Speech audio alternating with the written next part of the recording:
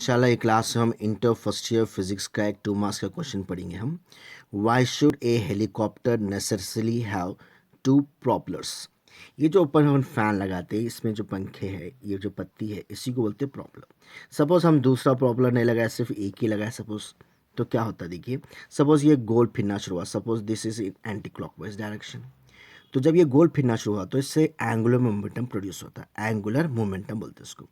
लेकिन उसका क्या है, law of conservation of angular momentum क्या है, मोमेंटम कंजर्व होना पड़ता है। यानी अगर सपोज ये एंटी क्लॉकवाइज फिर रहा तो क्लॉकवाइज एक्शन भी इसमें आना पड़ता।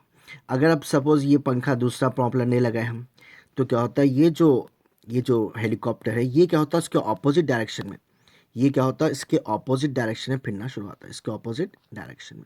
तो क्या होता है, हेलीकॉप्टर खुद बहुत ही उसके रिवर्स डायरेक्शन में शुरू होता है फिरना। ये अवॉइड करने के लिए, क्या करते हैं हम, और एक पॉम्पलेट प्रॉपलर लगा डालते हैं। अब ये सपोज हम एंटी क्लॉकवाइज में रखें तो इसको क्लॉकवाइज डायरेक्शन में फिराते हैं, तो ये ऑपोजिट डायरेक्शन में होकर ये दोनों कंजर्व हो जाते हैं ना, बैलेंस हो जाते हैं एक दूसरे को। Clockwise momentum, anti clockwise momentum, angular momentum balance हो जाते हैं, जिसकी वजह से ये क्या होता है, हेलीकॉप्टर अपने पोजीशन में रहता है।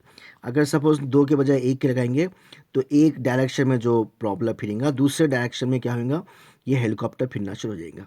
इसको अवॉइड करने के लिए ना, this is main concept is law of conservation of angular momentum. इसको समझिए आप ज़रा, आप यहाँ पे देखिए।